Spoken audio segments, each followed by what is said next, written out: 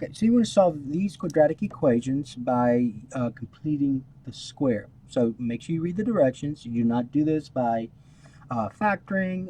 Don't do this by using the quadratic formula. You have to use completing the square.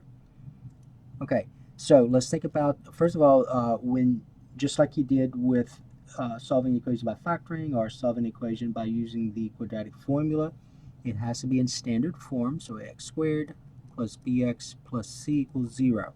Let's start off with that first. Okay, now, first thing you want to do when solving a quadratic equation that's in standard form is to make sure the coefficient of x squared is 1. So you need a to be 1. In this particular case, they are all 1. So look at x squared right here. The coefficient is 1. M squared, the coefficient is 1. And y squared, the coefficient is 1. So just remember, if it's not 1, you would have to divide both sides by that coefficient to get it to be a 1. But in this worksheet, it's just 1, so that's going to be an easy kind of situation. All right, now once you've checked that the coefficient of x squared is 1, here's the next step. So the next step is to bring the constant to the other side. So in other words, I'm going to have x squared plus 12x, leave some space here, equal 54. All right, so remember that you got to bring the constant to the other side. So right now I'm subtracting 54. Just remember the opposite is to add 54, so that's why the sign changes when you bring one term to the other side. Okay, now once you've done that, the next step is this. So the next step is where you're going to complete the square. So I take the coefficient of x, which is a positive 12. So I get a positive 12. I take half of that, or I divide by 2, same thing. When I do that, I get 6. All right, now the next part of that is this. You take this 6 and you got to square it. And when I square 6, 6 times 6 is 36. This is what you add to both sides. You add to both sides. See, 36 is a perfect square. So you got to make sure that what you have here is a perfect square. And it's always going to be positive. It's always going to be positive. Even if this was a negative 6, a negative 6 times 6 is a positive 36. It has to be positive, and this has to be a perfect square because you're trying to complete the square here, so which means you're transposing this into a binomial squared. So you're going to see what I'm going to talk about in a little while. So I'm adding 36 to both sides. Okay, now this, if you've done this part correct, this should now be a perfect square trinomial.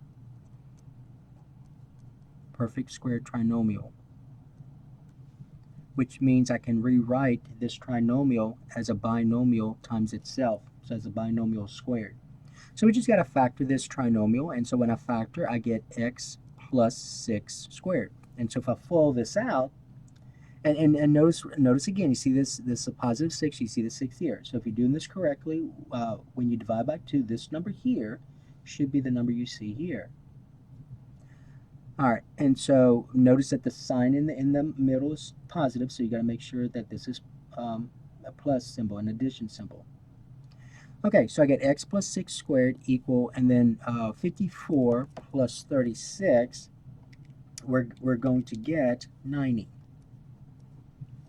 All right, now once it's in this form, remember the whole idea of completing the square is that at some point you're going to use the quadratic, you're going to use the square root property.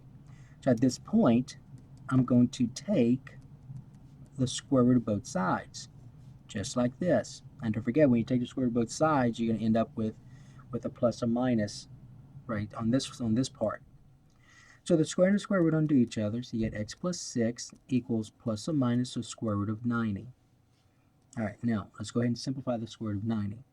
Now notice that these are irrational solutions, so there's a certain way that you can write it if you want to. But let's go ahead and simplify the square root of 90. So the square root of 90, the largest perfect square that goes into 90 is 9. So I get the square root of 9 times the square root of 10. And the square root of 9 is a perfect square, so the square root of 9 is 3. So you get 3 square root of 10. So this becomes right here, x plus 6 equals plus or minus 3 square root of 10. And then all you do, since these are irrational solutions, all you do is just subtract 6 from both sides and you're done. You just put the solutions here. So x equal, this is, when you combine like terms, that's 0. Now, these are not like terms, so don't start combining these. And you got to remember that the plus or minus goes with 3 square root of 10. So some of you sometimes will rewrite this as plus or minus 6 plus 3 square root of 10, and all kinds of variations. So just notice that plus or minus goes with the 3 square root of 10. So this becomes negative 6 plus or minus 3 square root of 10. And so that goes here. So negative 6 plus or minus 3 square root of 10. Now if you wanted to, you could have separated your solutions. So you could have said negative 6 plus 3 square root of 10, comma, and then negative 6 minus 3 square root of 10.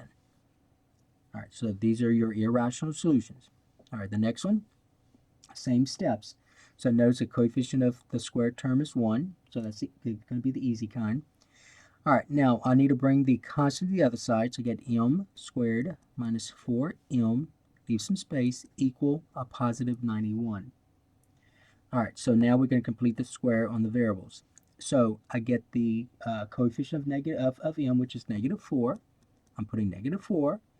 And then I'm taking half of that. When I do that, I get a negative 2. All right, now you take that number, and that's where you square it. And so when I square negative 2, I get a positive 4. And remember we said that when you do that, at that point, this should be a perfect square, and it is. And so that's what you're going to add to both sides. 4 is a perfect square, and remember it's always going to be positive. And so when I add that to both sides, I get plus 4, plus 4. And so this right here, if you're doing this correctly, this trinomial should now be a perfect square trinomial. So I can factor this as a binomial squared. So we just got to factor this. And so remember that the middle sign is negative. So when you factor this, make sure you factor it as m minus 2 times itself. Not m plus 2, because that's negative right here. And so remember we also talked about the fact a while ago that this number here, if you're doing this correctly, this number here should be what you should see here. And so that's equal to 91 plus 4, which is 95. And now we're at a situation where we can use the square root property. So I'm going to take the square root of both sides. Just go ahead and rewrite this over. And so I'm going to take the square root of both sides. Don't forget the plus or minus. You got to have that. And then the square and the square don't do each other. So you get m minus 2 equals plus or minus the square root of 95. All right, and so let's just check and see if I can simplify the square root of 95. So if you use your calculator, you kind of look at some factors of 95. It looks like the only perfect square that goes in 95 is 1. So I cannot simplify this, so that's much easier than this one. So all you do is just add 2 to both sides, and so combine like terms, and you got to remember what we said, the plus and minus goes with the square root of 95, and we always tend to put that on at the end. So put the constant here plus or minus the irrational part of this. So we get 2 plus or minus the square root of 95. All right, so I get this irrational solution.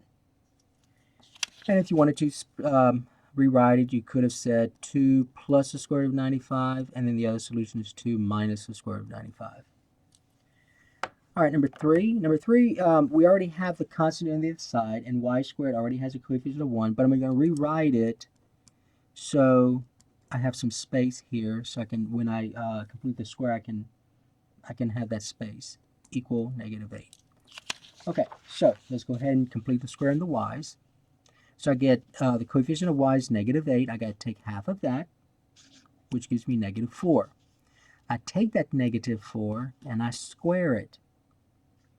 And so that's going to be a positive 16. And so notice that it's positive and 16 is a perfect square. So I'm going to add that to both sides. And then now if I did this correctly, this should now be a perfect square trinomial. So that means I can factor this as a binomial times itself. So y, notice this is negative 4, so y minus 4. And if you were to follow this out, that's going to be y minus 4 squared. And if we were to follow this out, you would get this trinomial back. And so that's going to equal negative 8 plus 16, which is 8. And so at this point, now I can use the square root property. So I get y minus 4 squared equal 8. Take the square root of both sides. Don't forget plus or minus. That's one of the things that's easily forgotten. And so you, the square and the square root into each other, so you're left with the expression y minus 4. And so that's going to equal plus or minus. And just let's go ahead and simplify the square root of 8. So the square root of 8 is the square root of 4 times square root of 2. Always use the largest perfect square. And so square root of 4 is 2, so this becomes 2 square root of 2. So that's going to go here, 2 square root of 2. And then all you do, one more step, is just to solve for y. So you're going to add 4 to both sides, and then combine like terms. And if I do that, I get y equals 4 plus or minus 2 square root of 2. And so that goes here, 4 plus or minus 2 square root of 2. Or you could have written them as two separate solutions, 4 plus 2 square root of 2, comma, 4 minus 2 square root of 2. Okay, so that was the 3 problems that were on this worksheet. So this is completing the square. This is the easier kind of completing the square because notice that I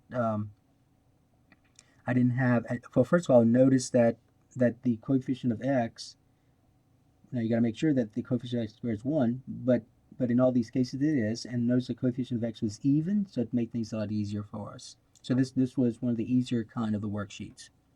But the purpose of this worksheet was just to make sure you can perform the steps to completing the square without getting bogged down into fractions and so forth.